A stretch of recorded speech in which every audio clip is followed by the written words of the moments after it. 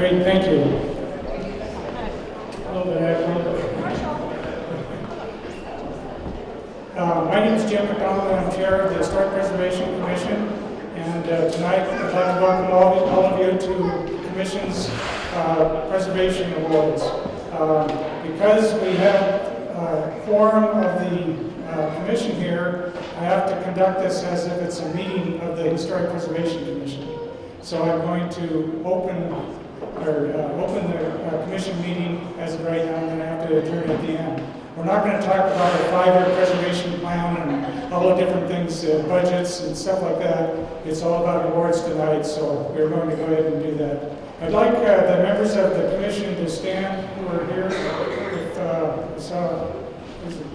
There's Julia, Joshua, Paul's over there somewhere. Right in the back, so it looks like most of us are here tonight. What we're going to do is there's going to be a couple presentations, small presentations, and then we're going to go through the awards, and Emily and I are going to do that. So what I'd like to do now is introduce Emily Shearer, who's the Missoula Historic Preservation Officer, and she's been here about a year now, just about. Is it just a year? Yeah, she came just after the Commission meeting or Commission Awards last year. And she's been doing a great job. We've seen a lot of stuff around, and she's going to talk about some of the events we're going to have during Preservation Month here. So anyway, I'm going to turn it over to Emmy, who's going to do most of the talking.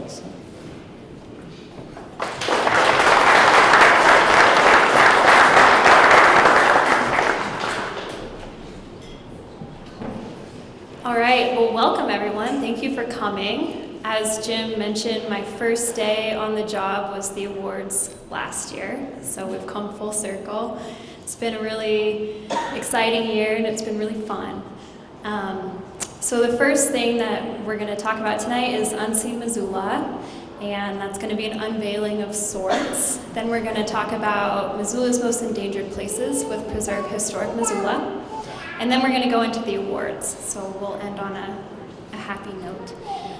For right now, I would like to call up Alan Newell and John Sand, and I'm going to speak a little bit about them. So Alan co-founded the Historical Research Associates in 1974, so HRA, and was president of the group until his retirement in 2006. He was one of the developers of the Millennium Building, and he served on the Downtown Business Improvement District for 8 years. Now he's vice chair of the Missoula Downtown Foundation, and he's been an incredible help of getting what we're about to talk about in motion. John Sand is our intern, and he is a graduate student at University of Montana in planning and geography. So I'm going to pass the mic over to Alan, and he's going to talk a little bit more.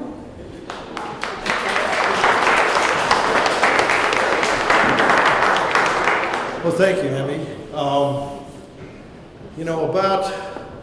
I guess it was last fall, a number of us began meeting informally over at the Downtown Missoula Partnership. And if folks don't know here, the Downtown Missoula Partnership is made up of the Missoula Downtown Association, the Business Improvement District, and the Missoula Downtown Foundation, of which I'm now a member.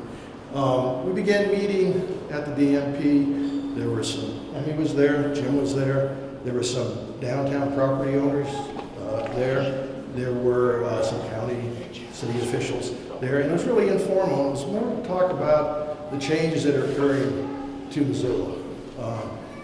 I think the figure that's been thrown out is $800+ million that's been invested over the last couple of years, and that is being invested in the downtown. And of course, we see it particularly on Front Street. It's hard to argue that that kind of investment doesn't present some opportunities for the community and really is a testament to its vibrancy. It also brings with it some issues, and many of the folks here, I think, have been involved in some of those issues over the last couple of years. Well, our group began to talk a little bit about how we can think more broadly about engaging the community, not just those folks who are downtown all the time, or their own property or resources downtown, but those who are outside of the downtown, up on the South Hills and other parts of Missoula, who maybe utilize the downtown, maybe come down here for events, but really don't understand or have the kind of connection that we're talking to, particularly in terms of our heritage and our culture. And so that's what our group began to talk about. What came out of that is Unseen Missoula. And what will be launched, and John will talk about it in just a few minutes, is our guided tour program, which will begin in June. There'll also be a self-guided digital tour that will be available for folks. And this is all started with money from the downtown partnership and these three entities, plus the Historic Preservation Commission, ponied up to help get this off the ground. But beyond that, what we're really looking at is something that engages the community in a long-term program. So Unseen Missoula is really something that goes well beyond just our tours. It's going to involve the development of the new library and hopefully opportunities to encourage people to bring stories and collect stories and archive them downtown. It involves the pop-up museums that John and Emmy started in the Hammond Arcade, which is just a wonderful opportunity to showcase some of the things that are of our heritage here. We'll have other pop-up museums that will come as well. And also, we hope that, well, we don't hope, we plan to engage the community in the new downtown master plan. As many know, we have a downtown master plan that was developed, and I'm trying to remember, was it 2005, Jim? I think that's what it was. But it's due for an update, and there has been money raised to update it. It will begin sometime probably in the fall, and we want to make sure that not just preservation, but the heritage and the culture of the downtown is visible in that planning effort. So this program is just at the beginning. The first thing we're going to see will be the tours this summer, but there's going to be much more to it. So I encourage everyone to think broadly about how we can engage all of Missoula and what's happening in our downtown with our history and our culture. So, John. All right, thanks, Alan. My name's John. I'm a graduate student in the geography department here at UM, and I am the tour program coordinator intern for Unseen Missoula, working with the Historic Preservation Commission and the Downtown Partnership. And this summer, starting June 7th, we were very pleased to offer 2 guided walking tours of downtown Missoula. And I'll just kind of go into the details of those, I guess. The one tour will be a river walk tour that's going to start with the flood history of Missoula and how that affected transportation, the rails, the bridges here. Really cool history there. And that'll be all outside. All our tours are going to start at Caras Park. And so folks will make a big loop for that outside tour. And then we're going to have Basements and Back Alleys tour, which will be very similar to the original Unseen tour that happened in September. And that will feature the lower level of the Hammond building, which is where our pop-up museum currently is. And you're all welcome to our First Friday event there tomorrow evening if you're going to be downtown. So the Basements and Back Alley tour will feature that space, basement of the Florence building and the Elks Club. And then we anticipate adding more tours as we go through this process, figuring out the logistics of it all. Tours will be offered Thursday evenings during Downtown Tonight and Saturday mornings during the farmers market. You can check out the Missoula Downtown Association website, and under the events tab there's a tour link. And so people have the opportunity to pre-register for these tours at this time. Our website's live, which is pretty cool. They're going to cost $7 to $10 per person. They'll be about an hour long. And we're really excited to be offering the first regularly scheduled historical guided walking tours in Missoula.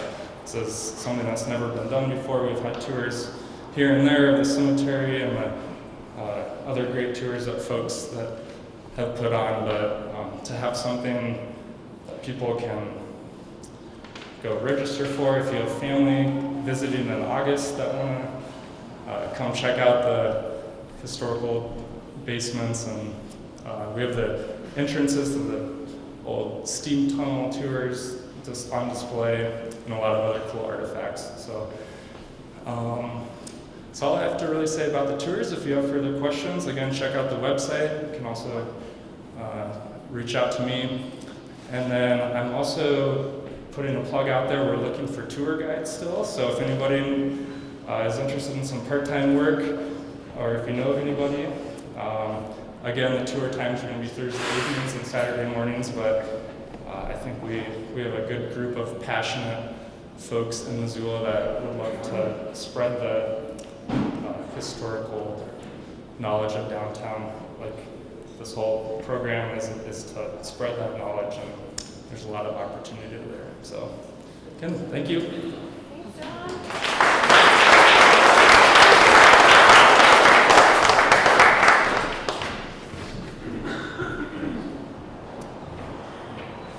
Thank you, John and Alan.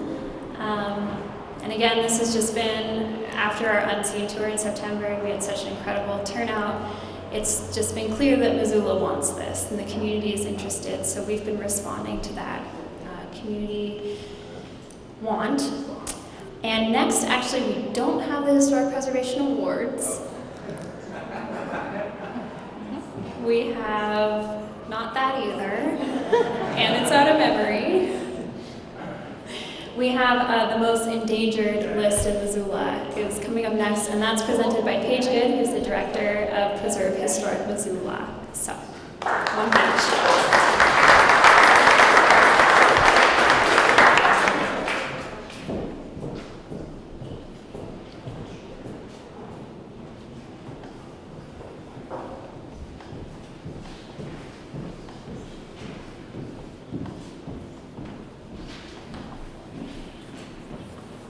I thought I was going to get to be last. Thank you all for coming tonight. I'm pleased to let you know that most of our board members are here tonight, and I'd like each of them to raise their hand so that we can acknowledge them. And I personally would like to thank them for all their hard work.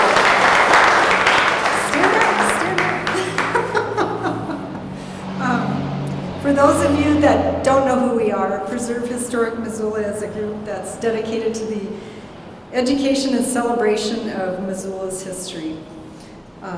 It sounds pretty simple that we'd like to preserve Missoula, but it does contribute to and does anchor our identity. I should just read from my notes. It contributes to and anchors our identity in the world, reminding us of where we came from, what we've accomplished, and lays the path for where we're going. Remember, preservation, rehabilitation, and reuse are among the most sustainable of building practices, minimizing the need for raw materials, cutting down on landfill waste, bringing in heritage tourism, something that grows the economy, and it's a very trendy thing right now. Missoula has invested heavily in rehabilitating and reusing many landmarks such as the Wilma Building, the La Flèche Building, the Florence Hotel, First Montana Bank, Montgomery Distillery, the Top Hat, the Palace Hotel, Fort Missoula, and portions of the fairgrounds. Every year we list historically valuable sites or buildings we believe are in danger of being torn down or compromised, and the loss of these is irreversible. Missoula's cultural presence is further diluted with these losses. With this list, we give you, the public, an opportunity to understand, react, and perhaps participate in saving a unique, contributing, and valued part of Missoula's history. We have seen success with the list. The Lincoln School is one of my favorites. The developers are here tonight. We first, as a group, placed the Lincoln School on our endangered list in 2009. And it's taken that long to turn it around, but it's a beautiful project. We've also saved the Missoula original courthouse, the Tremper house, and the Bonner Mill site is another site that we haven't worked on directly, but it's an indication of where things can go. Thank you all for participating in this year's awards. And with that, here's our endangered list. The first, and I'm going to use my notes again. The first is the Cold Springs School at 2625 Briggs Street in Missoula. It was constructed in 1930. It's not currently listed on the National Register, but it's been a part of our endangered list in 2008 and 2009. A new school to serve the Miller Creek area was currently being constructed. The future of this historic building is not known, but possibly includes demolition, which greatly concerns the neighborhood. The building is owned by Missoula County Public Schools.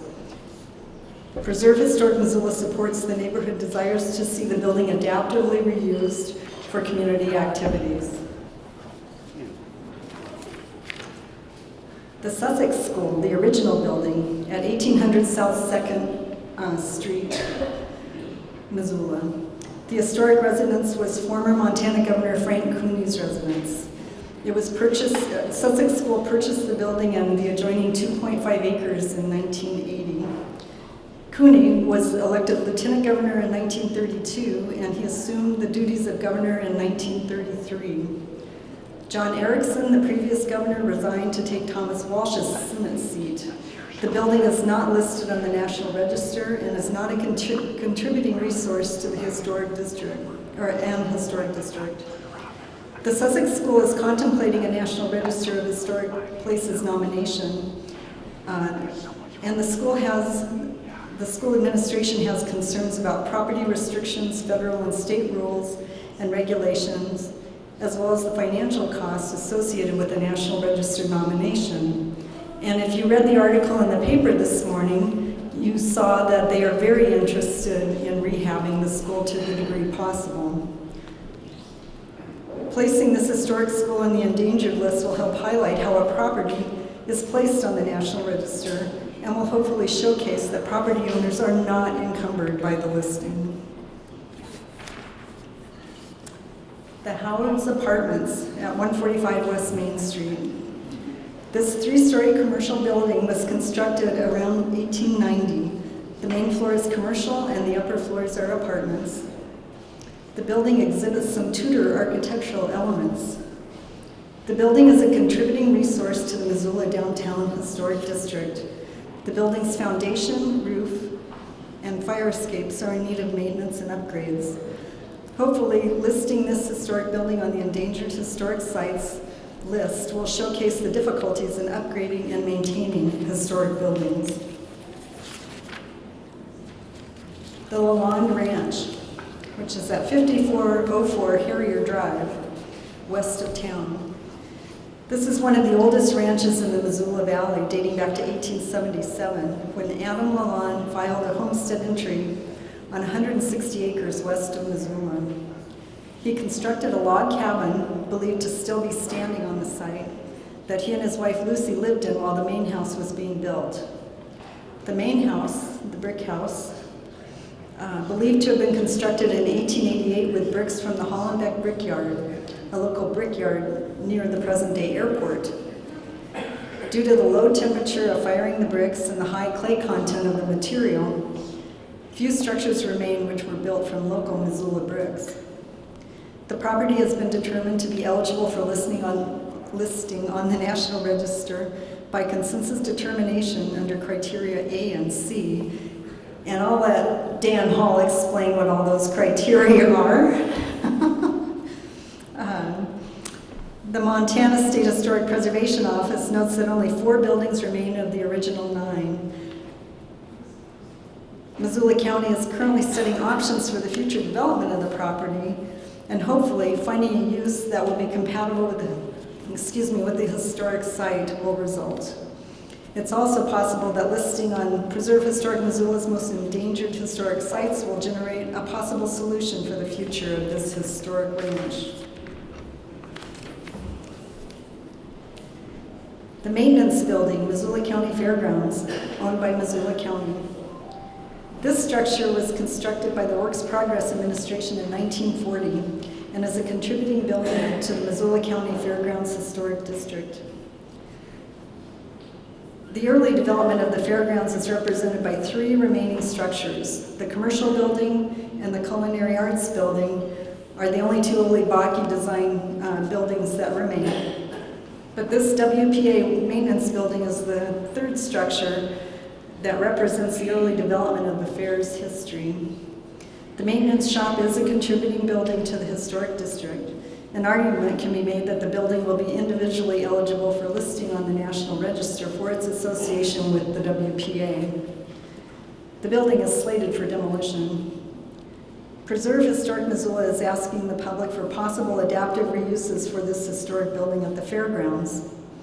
Missoula County is currently asking for public comment on the future of the fairgrounds, and we hope that someone may have the solution to the adaptive reuse of this historic building.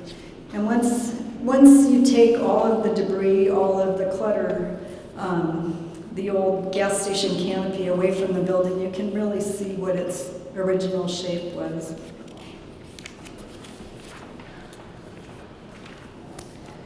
This is the U.S. Forest Service Radio Communications Building. It's in Whitaker Park in Missoula. The building is owned by the City of Missoula Parks and Recreation Department. The building was constructed in the early 1930s as a central location for the U.S. Forest Service radio communications for fire operations for Montana and Idaho forests. That's a lot of words for a little tiny building. It was the first Forest Service radio communications building in Missoula. The building is not listed on the National Register, and it is slated for demolition, although it was interesting to read that Donna Gockler in the article this morning has set aside some monies for maintenance of some kind for the building. Preserve Historic Missoula would encourage any and all possibly adaptive reuses of this historic building. And in fact, Philip Makeling was just telling me that he spent a summer teaching photography to school kids out of this building long ago now, Philip. This is the St. Francis Catholic Church in Hamilton.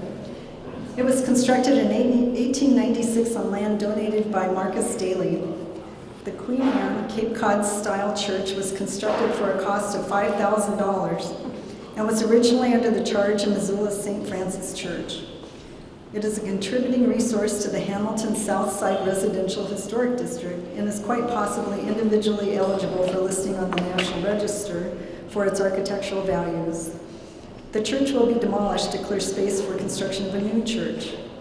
Preserve Historic Missoula received numerous nominations for this particular historic building, and we support the continued preservation of this historic icon.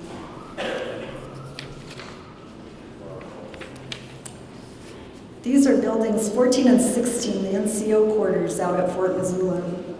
These two buildings are contributing resources to the Fort Missoula Historic District, and they were placed on the 2009 Preserve Historic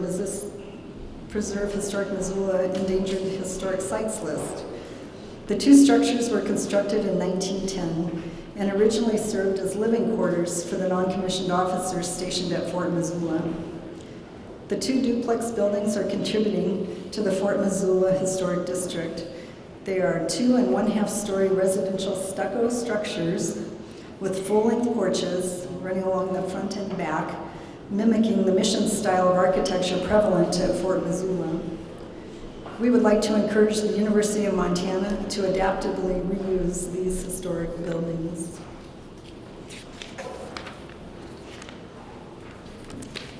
And this is the Fort Missoula Hospital.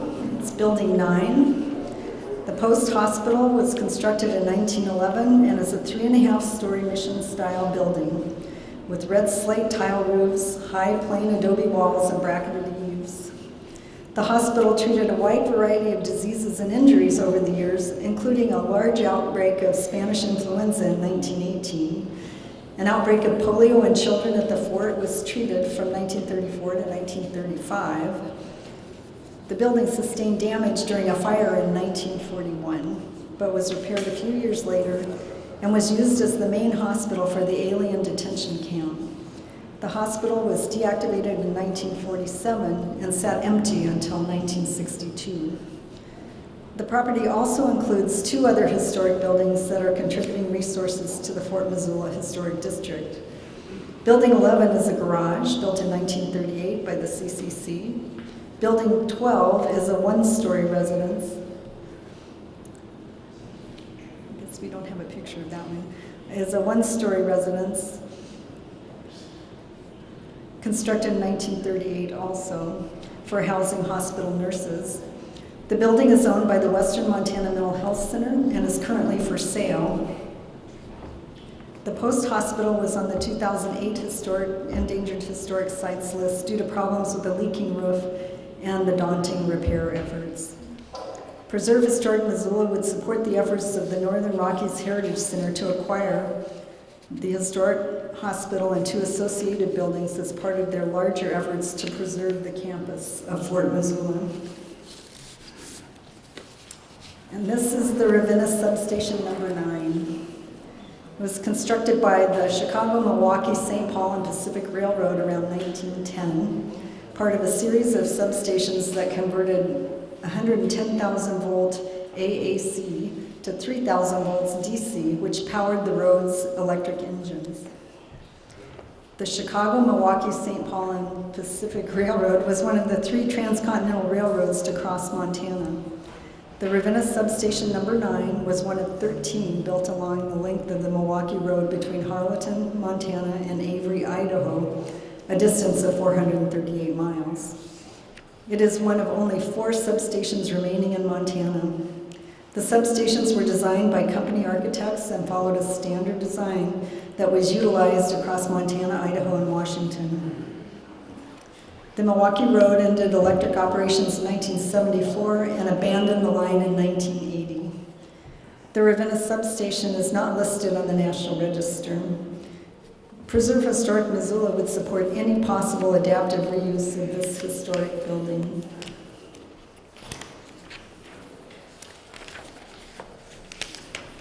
And our last endangered property is the Missoula County Public School Administration Building at 215 South 6th Street, owned by Missoula County Public Schools.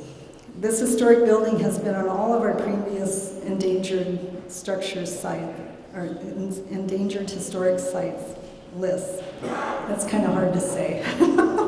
Missoula's public school buildings reflect the establishment of public school education in the community and the development of Missoula's educational system in the 20th century. Preserve Historic Missoula can encourage rehabilitations of this building for educational use, as well as urge deed restrictions on school building sales to prevent their demolition and their conversion to properties that do not reflect their historical significance. And here are a few projects that were on past endangered lists.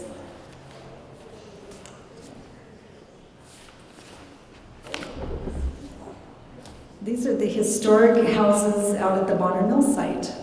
And over the course of the past 5 years, the new owners, and actually the previous owner, have taken steps to rehabilitate all of these houses, putting in new foundation, new roofs, repairing and replacing siding and painting.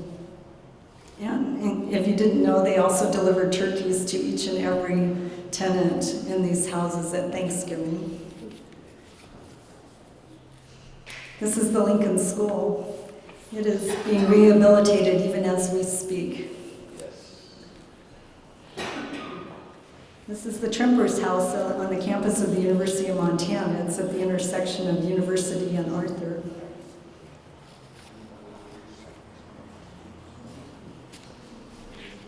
And that's what we have for you tonight. Thank you all for coming.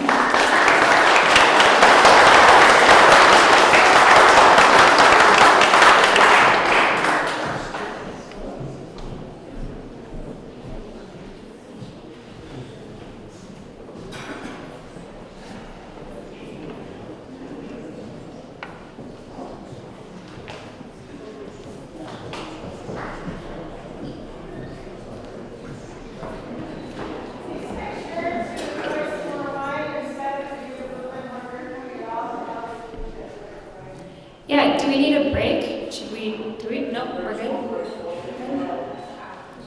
Well, feel free to get up and get more wine and cider and beer throughout the presentation. Speaking of, I want to thank Preserve Historic Missoula and Western Cider for donating all of our beverages tonight.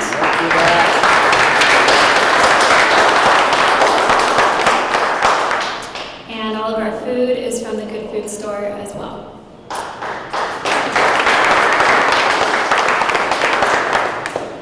Also on that note, I would really like to thank Mitchell and Mariah Parton for all of their help tonight, and John Sand, Garen Wally, and Jim McDonald, because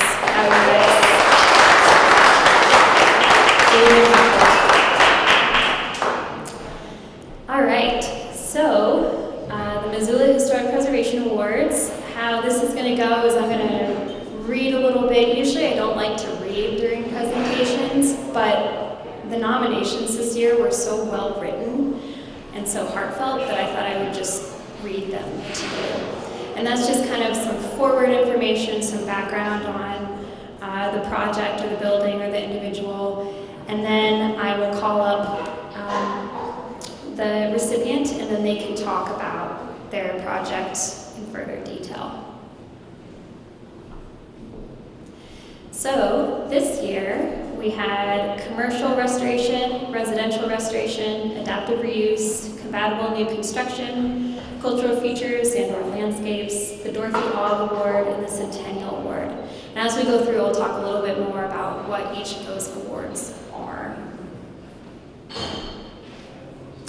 First one is commercial restoration.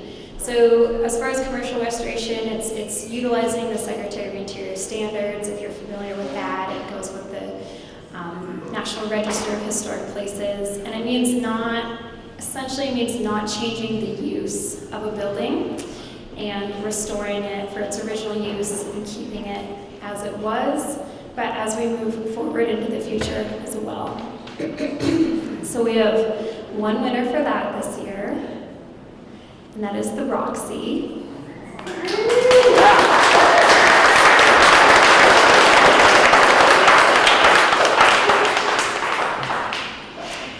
So I'll just read a little bit from the nomination. In the fall of 2017, Missoula witnessed the renovation of the exterior facade of the historic Roxy Theater. Opened in 1937, the Roxy has been a staple in the Missoula community and a wonderful place for the public to catch a movie, and I concur. Over the years, it has seen several modifications, and in 1994 suffered a devastating fire that caused extensive damage. And we have some more pictures. They're a little blurry, but 1949. In 2002, the International Wildlife Film Festival, a nonprofit organization, purchased the Roxy. The organization bases their operations there, using it as offices, a place to hold their film festival, a location to hold community events, and as a small theater that shows popular films for public consumption throughout the year.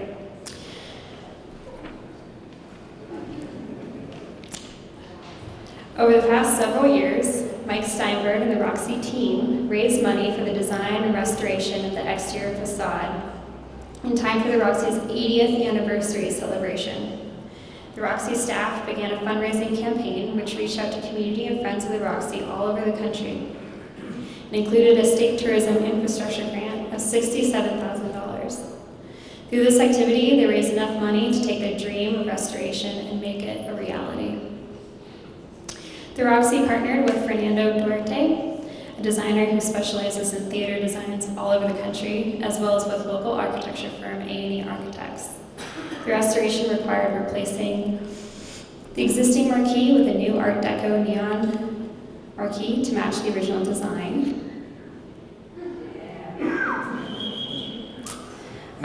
Reintroducing a new Art Deco ticket booth on the exterior in the original ticket booth location, installation of new angled brass door handles on the exterior doors similar to the original hardware design, as well as painting the exterior facade, supported by Preserve Historic Missoula, as we just listened, and their grant. In September 2017, the Roxy hosted a large community celebration across the street as they lit up the new marquee on the 80th anniversary of the theater's opening. This project illustrates the power of collaborative preservation in Missoula. A combination of public donations, state grants, and local business input will ensure that the restored facade is a beacon of Missoula's hip strip for decades to come. So please welcome everyone who is involved in the Roxy.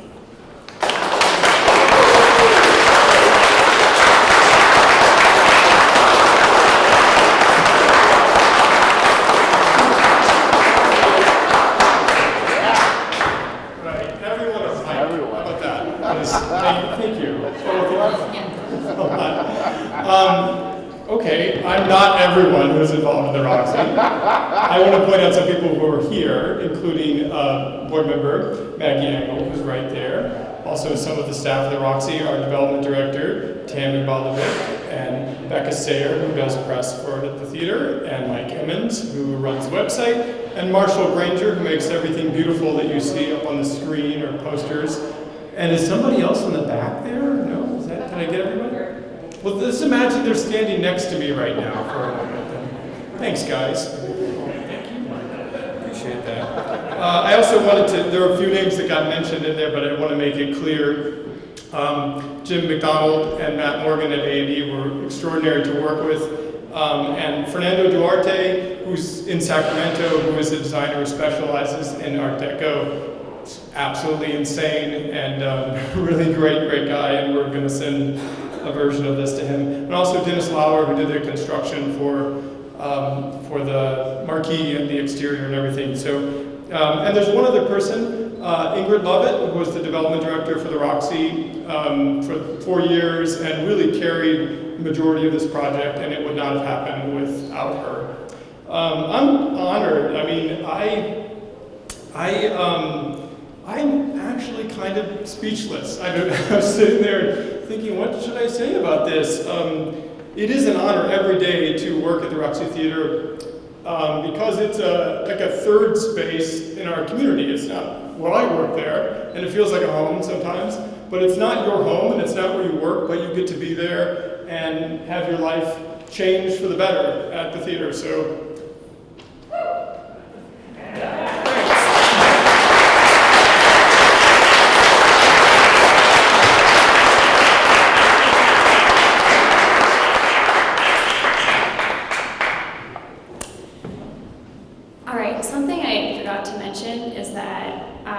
One other shout out is to my dad, who's not here. He's in Washington and Bellingham, but he made the wood plaques for these.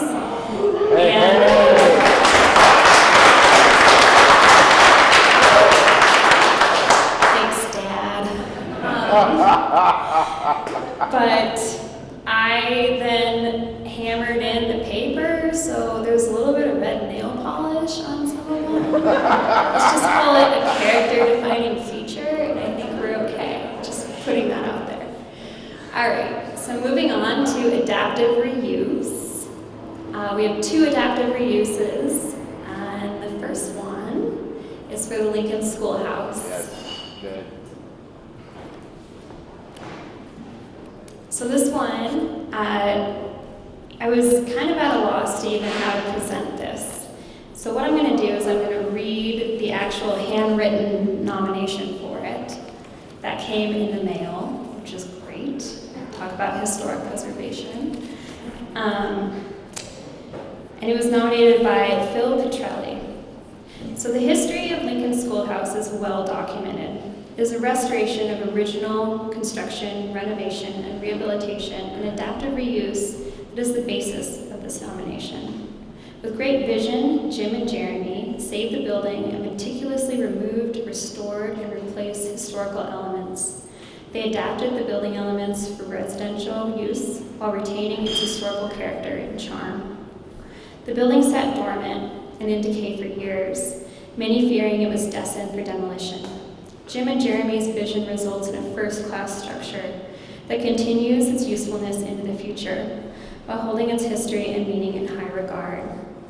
It is a jewel for Missoula and the rattlesnake and an excellent example of what preservation is all about. I earnestly recommend the project for an award, Phil Petrelli. Well, we agreed, absolutely. A little bit of background on the Lincoln School. It was built in 1914, and it was nominated for the National Register of Historic Places for its association with educational expansion during the first decade of the 20th century, a major period of economic growth of Montana's western city. It gained significance, representing the work of prominent local architect Ole Baki, and statewide as a rare example of an arts and crafts movement school building design. The cost of the building when it was built was just under $11,000. I'm sure it costs a lot more for the rehabilitation of it. And a little bit more about Ole Baki, because it leads into our next nomination, which is kind of cool. He was a successor to A.J. Gibson, and in 1920, he took on H.E. Kirkemo as a draftsman and passed that on to Kirkemo before he went to Norway in 1921.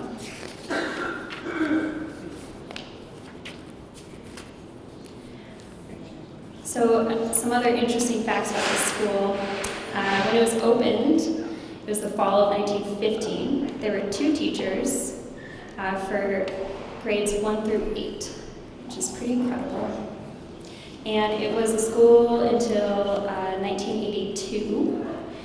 After that, it was a children's art center and a church, and then it sat dormant for a while until now. So, I apologize if I don't get the names right, but I would like to call up Jeremy Moran and Jim Pelger, who's here, please.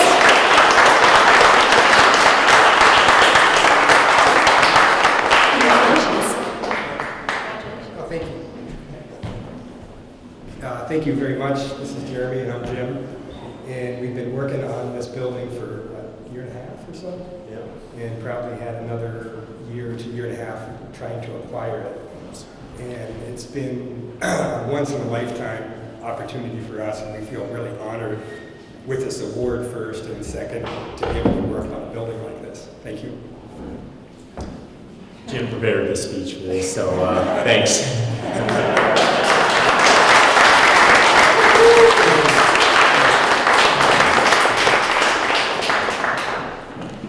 Sorry, I didn't cue the pictures throughout my reading, but we have some pictures. So nope, go back. There we go. Yeah.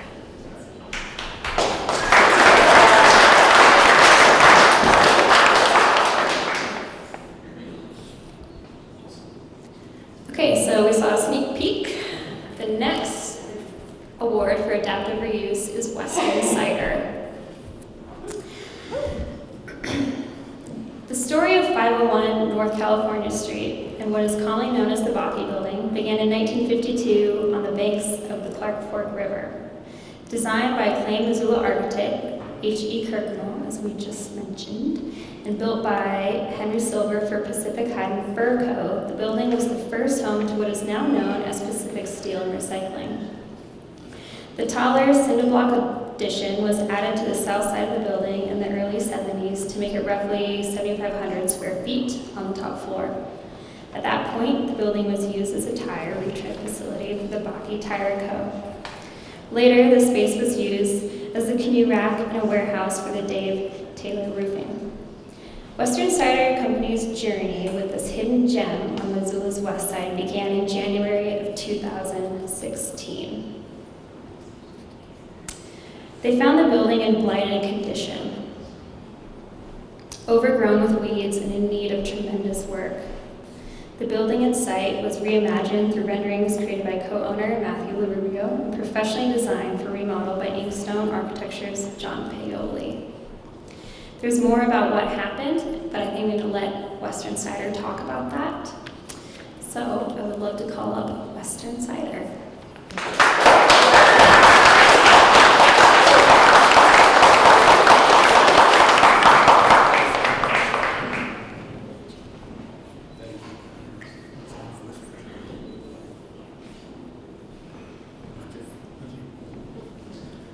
Oh, thank you, everybody. And yeah, we're truly grateful for this honor to the city and to preserve historic Missoula. Yeah, it's been a long road, and I'd say for anybody who got an award here, you can remember the days of almost having a nervous breakdown and crying and the blood and sweat and tears that went into it, and we're grateful to be on the other side of it, getting an award for the work that we put into it, that John and Kathy from Inkstone Architecture were grateful for all their work, to our contractors, subcontractors, our family, and everybody who dealt with this, getting that building to where it is now. I can't really remember what else I put in that in that little writing, but I would say one photo that's not up there that's interesting is when we were demoing the building, there was a lighted sign on the front. It was a big light box, and they took it down. When they took it down, underneath it, there was the original hand-painted sign for Pacific Hide and Fur, and it was an incredible moment. I've been affiliated with the historic preservation community in Missoula for a handful of years, and I saw that and was a little bit terrified because I couldn't remove it off the wall, and we were painting the building. But the next day, I photographed it, I documented it, and the next day we were having the building painted, and I got there at about 7 a.m. and the painter was there,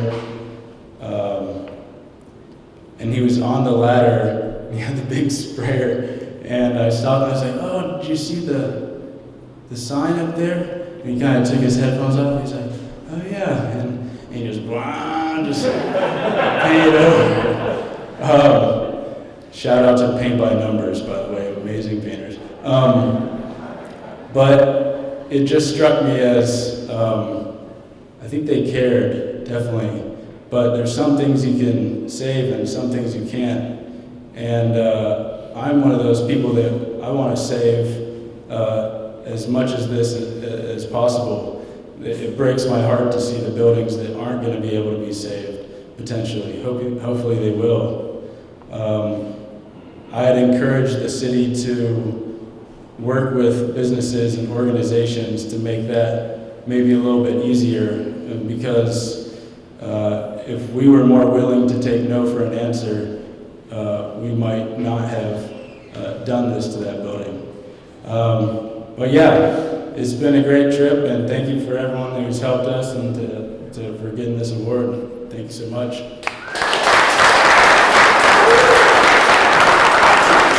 I want to reiterate thanks again. Great talk by Matt. We really appreciate the recognition for all of our hard work, and then the work that you all do. It really means a lot to us, so thank you.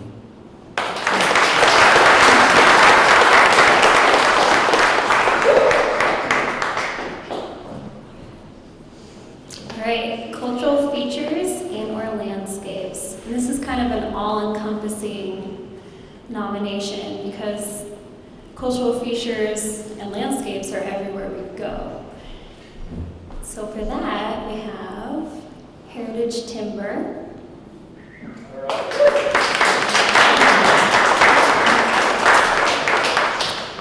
And I think this is long overdue. So I'll just read a little bit. Heritage Timber has been deconstructing buildings to save historically valuable materials for 20 years. Instead of materials ending up in a landfill, they're hand salvaged and put to reuse. This includes primarily wood and metal, including old growth beams and rough sawn material, to small square head nails and delta grid material. This preserves history, saves energy, and lessens land pressure for new materials. Some of their deconstruction includes the H.O. Bell Building, the building and dam at Stinson Mill in Bonner, Champion Mill in Missoula, and they reused those materials in Silver Park, and the Lee Gordon House, which we just found out was Missoula's oldest house. And as far as this award, I think there's so many ways you could take it. You could look at it deconstructing, taking away, but really deconstruction is giving back to the community as opposed to demolition or actually going to the landfill. They also work with reclaimed materials. Salvage materials are then made available to both commercial and residential applications and have been used in remodels, new builds, era-related builds, and historic pieces holding their own. The materials read like history, where you can see mortise pockets, old bandsaw marks, bullet holes from a lawless era, and tight growth rings from ancient trees. These materials have helped hundreds of clients honor Montana history while uniting the old with the new. These include Silver Park, James Bar, Runner's Edge, Betty's Divine, the Top Hat. This is some of the deconstruction. That's the Lee Gordon House there. And then donating materials to communities such as the Montana Natural History Center, Garden City Harvest, Friends of Two Rivers, the Jeanette Rankin Peace Center, Historic Railroad Society, Five Valleys Land Trust, and Potomac School. So I'd like to bring up Heritage Timber.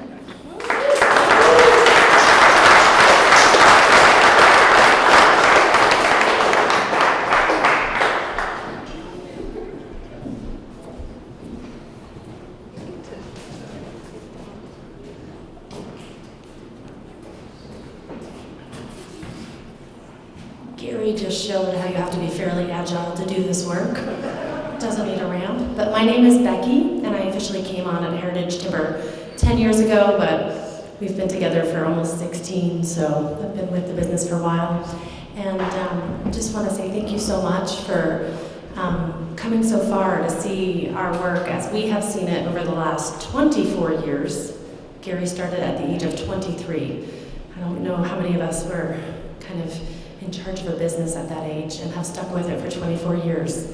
So that's very impressive. The first job was at the Champion Mill, and we're seeing that site being developed right now. So this is kind of the long run and the long haul. But one thing that's really exciting is we take sometimes tragic situations, like the Merc, say it, and we're able to kind of pull some phoenix out of the ashes. And so, for example, with that building, we were able to save 220,000 board feet of material. So we never advocate for removal. We actually advocate for keeping buildings up and honoring what people want. But when owners make that choice, we want to help them to honor the people who mined the material for the square head nails, the people who built them, the people who used them, and then all of the people who used the building. And we've been lucky enough to work with a lot of historians over time, doing tracking of the projects. Gary's going to talk a little bit about the Elkhorn Water Tower, which was a really neat project that is being reassembled. We just took down the Kalispell Lumber Building last year, which was 22,000 square foot building, excuse me. That's going to be put back up, and that might be one of the largest timber frames to be put back up in the country.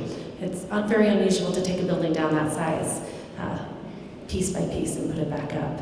But one thing that's really exciting living in Missoula and us keeping the materials local is you can walk around Missoula and over 80 businesses in town have our material. And you can find a list on our website. But then you can also find hundreds of clients who've also had that in their home.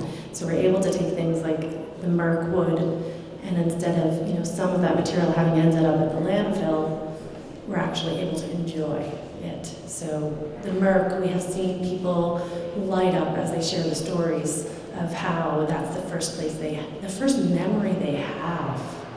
That's powerful.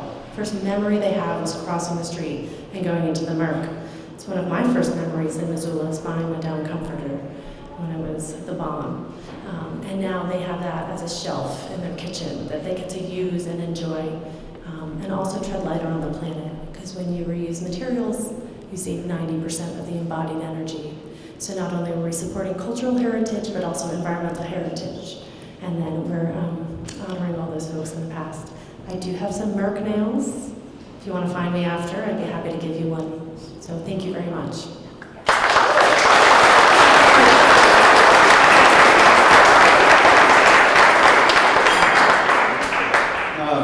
Thank you very much. I didn't prepare very well.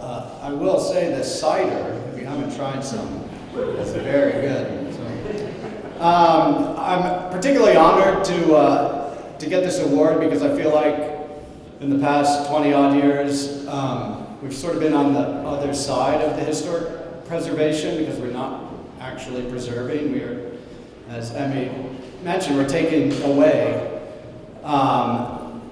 We don't target buildings, we don't seek out buildings, we just try and give an alternative to demolition. And so we've had a couple jobs in the past year that are really great because, as Becky alluded to, there's one in Elkhorn, Montana, up by Boulder. And there's an old Northern Pacific water tower, one of the only remaining ones in the state.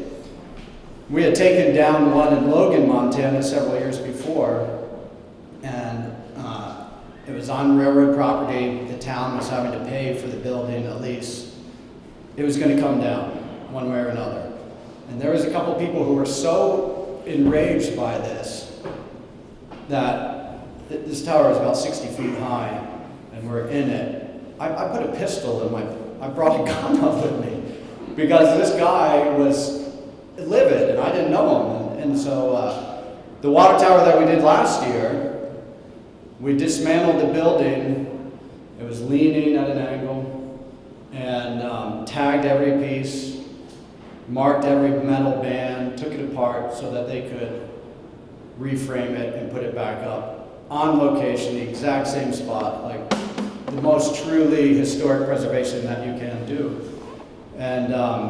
And so we're thrilled with that. And as Becky mentioned, in Kalispell, a huge iconic building up in Kalispell, the Kalispell Lumber Building, tagged every piece of tin. If you've ever driven on Highway 2 west of Kalispell, you can't miss it. The road diverted around this building. Kalispell Lumber painted every piece of tin so they can put it back up. And so I'm just thrilled to get this award. In the dismantling process, we get to see how it was put together. We get to see the brace and bit mortise pockets. You can see those tool marks on these old buildings and have an appreciation for what it took in 1870, 1880 without power tools, with hand saws, with brace and bits to put these together, and it's just remarkable. And hopefully we'll be continuing to make materials available for many years to come. I do want to say we've got one of our employees here. The rest of our guys are working on a job out in Phillipsburg, which is not particularly historic. It's mostly just a big pain. But Cody, can you wave your arm? He wears his hair. So thank you very much, and we really appreciate it.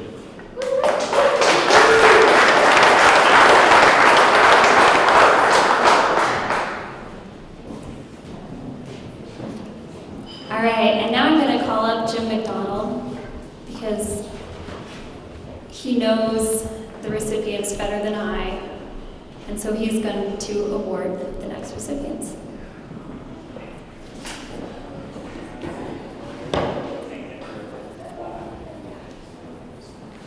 Thank you, Emmy, and congratulations to all the people that have held the award so far.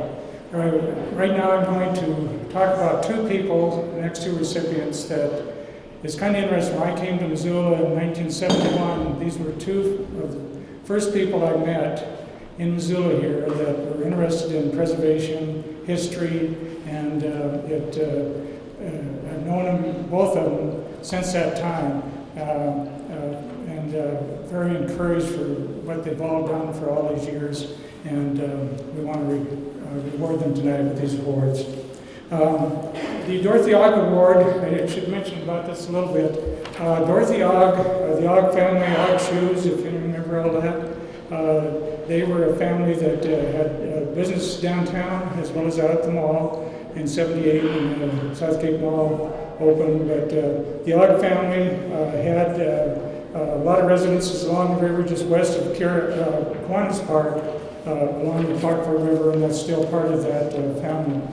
Dorothy Ogg was on the Missoula Redevelopment Agency board when it was downtown here, and she became our representative from that board for the Historic Preservation Commission until she passed away. So anyway, we decided to have an award honoring her as well as recipients. The first award is the Dorothy Ogg Award, and this is for Jim Mazzara. Jim Mazzara, as I mentioned, I've known since the early 70s. I actually lived next door to him in his duplex for a couple of years after I came to Missoula. But Jim has been very involved, of course, in preservation and history throughout the community.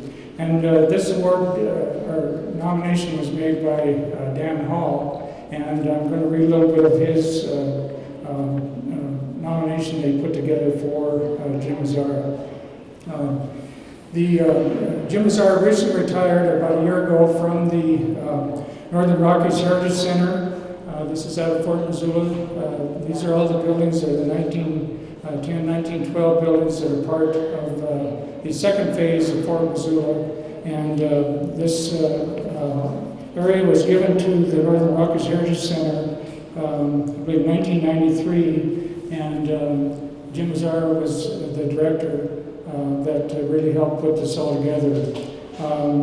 He was all there for at least 20 years, and I want to read some of the accomplishments completed by the Northern Rockies Heritage Center during the years in which he was a director. He was involved with the restoration of the 1877 Nez Perce Monument, installation of the National Register of Historic Places signs across the campus, restoration of the water tower that you see there, part of the original fort, and location of cellular equipment on the radio tower, and doing it in a way that still preserved the tower but allowed it for a new use. Restoration of the roof of the powder magazine, repair and restoration of the red terracotta roof tiles on the buildings on Officers Row that you see here down at the bottom. Drilling a new water well and installation of the underground sprinkler system. Restoration of building T2, the Heritage Center that's up here on the left, and replacement of the boilers in building 27 on Officers Row, and restoration of the CCC era garages behind Officers Row. The list of accomplishments can go on and on, but I think people that know Jim have really experienced a person who is very dedicated to preservation of not only this site, but other sites throughout Fort Missoula and the community. So with that, and I'm not sure, is he here? Okay. I guess Jim is unable to make it tonight, but we will get this award to him for his great efforts with the Northern Rockies Heritage Center and Fort Missoula.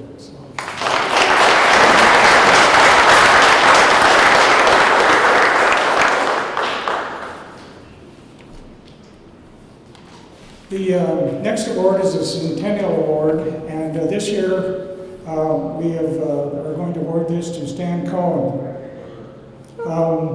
I've known Stan Cohen. He came here in the early 64, I think it was, the early time. Then he came back later and started to work at Snowball, which you'll see in a few minutes here. Stan was never a pilot, but he loves planes, and he's going to talk about that a little bit. And he liked to fly in some of the old planes, and this is just one of the shots of him. Stan's list of accomplishments over all the years that he's been in Missoula include a lot of really the whole starting of many of the museums that you see here today. And you can see from an early age in Yorktown, Virginia, it's Yorktown, right? He was interested in history, and And by the time he came here in 1964 and started the ski shop at Snowball, you see that photo on the right there. He got very involved in the history of Missoula. Also, just up on the left there, you see the trolley car that's been restored out of Fort Missoula. When Stan was helped start the Historical Museum at Fort Missoula, he found that there was one of the trolley cars on West Broadway here, and was able to get the Army to dig it out of the ground and put it up on a platform and haul it out to Fort Missoula, and started with the first restoration. If you've seen the car today after its major restoration, it's a beautiful car. But anyway, he helped establish the Historic Museum at Fort Missoula, first director. He helped establish the Rocky Mountain Museum of Military Flying. That's the plane part. He helped establish the Museum of Mountain Flying. He has been an integral part of the support of the Northern Rockies Heritage Center. Helped establish the Western Montana Ghost Town Preservation Society, saving buildings all across the west here, including the NCO Quarters at Fort Missoula. And he founded in 1976 Pictorial Histories Publishing Company, where he helped publish a lot of the books on Missoula and the Missoula community, and then of course has been author and helping with other authors write and publish books, including Missoula the Way It Was with Lenore Coble, The Purple and Gold, a 60-year history of Missoula County High School with Sandra Fisher, Missoula County Images, volumes 1 and 2, The Tree Army, a pictorial history of the Civilian Conservation Corps from 33 to 1942, and then the last one that got an award for is from TV Mountain Snow Park to Missoula, Montana Snow Bowl, 62 years of skiing in Missoula. He has been involved with many of the boards, including the Historic Preservation Commission and Preserve Historic Missoula, as well as the boards of all the museums.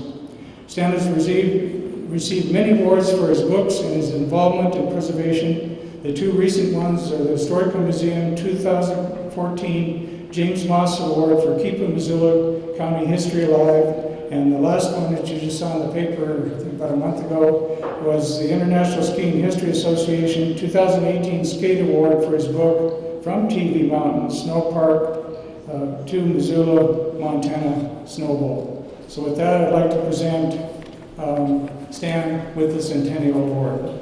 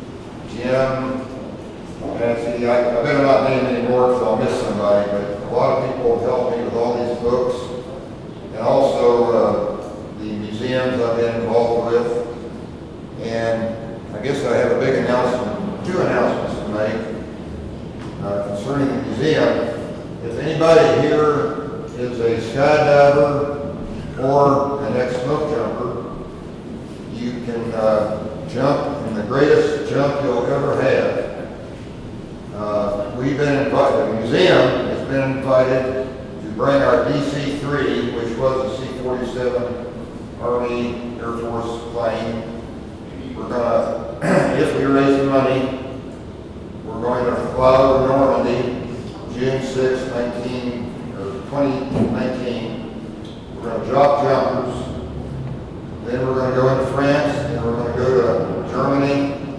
We're going to go to Berlin, drop candy over Berlin for the 70th anniversary of the Berlin Aerobic. This is a big undertaking. It's going to cost a lot of money. I'll take donations afterwards. We need big donations. Can't do bake sales.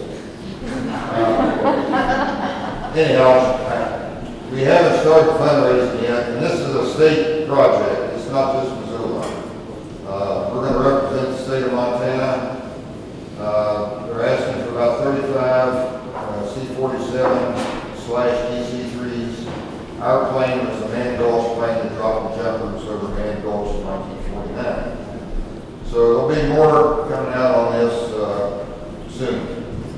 The other quick thing is June 15 and 16 of this year, I think maybe you read it in the paper, we have a huge fly-in at the airport. The museum is part of it. And they're all invited. Saturday the 16th, I believe it is. We're going to show the movie Always, if you remember that. It was filmed up in Libby. We're actually bringing in an A-26 two-engine bomber, the same type that they used in the movie. And we're going to show it out at the museum. And then we're going to take planes and fly over Libby. I don't think many of you have an airplane, but if you do, you're welcome to come. So, anyhow, it's a real pleasure to have this, and I appreciate it. And everybody that helped me, appreciate it again. So.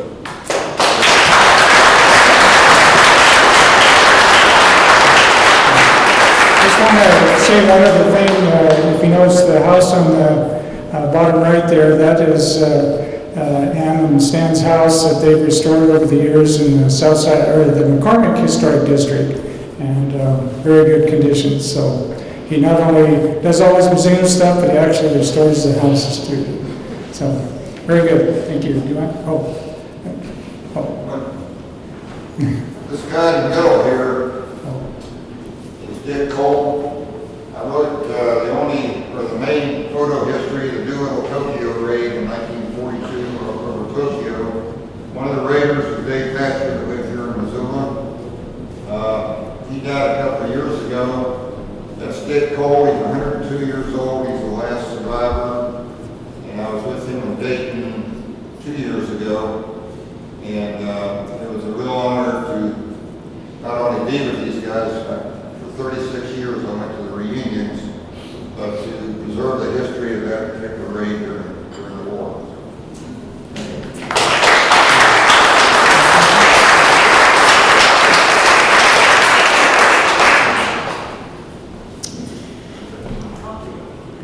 All right. A few small things. I don't know how to follow that. We have awards for everyone who's involved in each project. These are just kind of the ceremonial. So if you were involved in a project, you didn't actually get an award, we have one for you. I also want to say that it's May, so it's Historic Preservation Month. We have a number of events coming up. Tomorrow we have a First Friday, the pop-up museum that John mentioned in the Hammond Park level. It's 101 South Higgins, 5 to 8. On the 12th, we have an architectural A.J. Gibson bike tour, which Jim will be leading. And that's at 1 o'clock, so it's a Saturday. So meet in front of the county courthouse for that. And on the 19th, we have a workshop, and we're calling all architects and engineers. So if you have a background in that, please come to the Moon Randolph Homestead. We're doing structural analysis and documentation of some of the more endangered buildings up there. And we're asking everyone to come and help with that. And that'll be at 1 o'clock at the Moon Randolph Homestead. So thank you everyone for coming. We have lots of food, we have lots of drinks, so stick around, enjoy, and congratulations to everyone who won an award. Thank you.